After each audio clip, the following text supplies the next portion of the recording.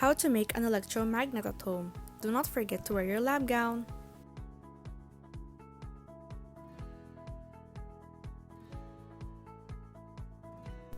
In making electromagnet, you will need thin copper wire, thick copper wire, electrical tape, long nails, toggle switch, 1.5 volts battery, 9 volts battery, pliers, and staples and pins to test our magnet if it works. The first procedure will be get your 9 volts battery, thick copper wire, your open toggle switch. Make sure to open it with a screwdriver, and your long nail. Cut a long length of wire and attach one end to the positive output of the toggle switch. Make sure to ask for assistance when you're going to wrap the thick copper wire to the positive terminal of the toggle switch. It is very important to wrap the copper wire around the positive terminal to create an electrical flow, which leads us to our next step. And this is what it should look like. It should wrap around the positive terminal. The second procedure will be twist the wire at least 15 times around the nail to create a solenoid. A solenoid is the one who connects the electrical current of the battery, which produces a magnetic field around the nail. You can increase the strength of an electromagnet by increasing the number of loops of wire around the nail. The third procedure will be, once the wire has covered the nail, tape the wire to the negative terminal of the 9V battery. Make sure to tape it thoroughly using the electrical tape so that the copper wire will not move to its place. This is the fourth procedure. Cut a short piece of wire to connect the positive terminal of the battery to the negative terminal of the toggle switch. This is where we can apply the saying, opposite attracts. Just like the other one, this can help us create an electrical flow which connects to the nail and create a magnetic field. Always remember to unplug the copper wire around the battery while you're assembling so that the battery will not be drained. And this is what the short piece of wire should look like. Now, it is time to connect the short piece of wire to the positive terminal of the battery to the negative terminal of the toggle switch. Since the copper wire is hard and thick to adjust, I will now assemble it. I will assemble it using an electrical tape. I will use an electrical tape to keep the copper wire from moving on its own place and to also make it stable. While assembling the short piece of wire, do not forget to wrap it around the nail so that the electric current flow will also be connected. Now, I got my toggle switch and connect it to the copper wire.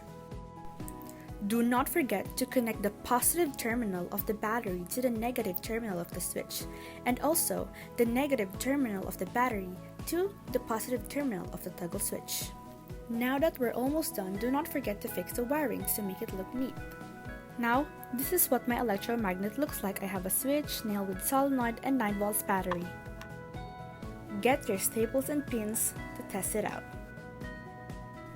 I think that's why it's not strong, because I already drained the battery.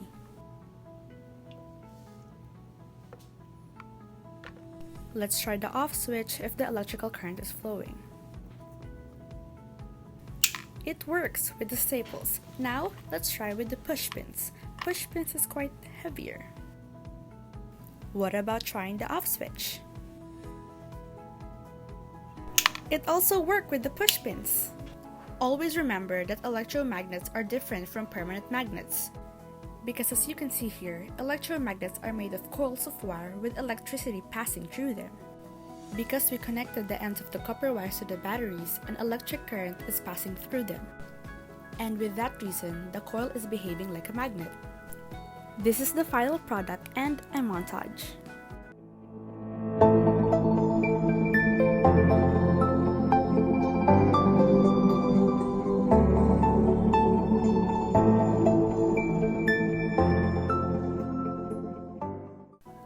Now, let's repeat those procedures but using a 1.5 volts battery, thin copper wire, and we remove the switch. Again, we cut a short thin copper wire and connect the other end to the negative terminology of the battery. Use an electrical tape to stick the copper wire to its place. Wrap the copper wire to the nail 15 times or depends on the strength that you want for your electromagnet. Tape the other end of the copper wire to the positive terminology. Now let's test it out if it works. As you can see here, the strength of the electromagnet is strong because I used a brand new battery that is not drained. It is called electromagnet because the magnet is being formed because of an electricity.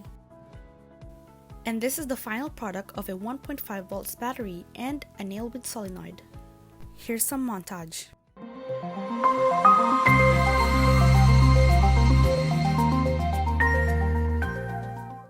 And here I put the two videos side to side so that we can see the difference of a 9 volts battery that is drained and a brand new 1.5 volts battery.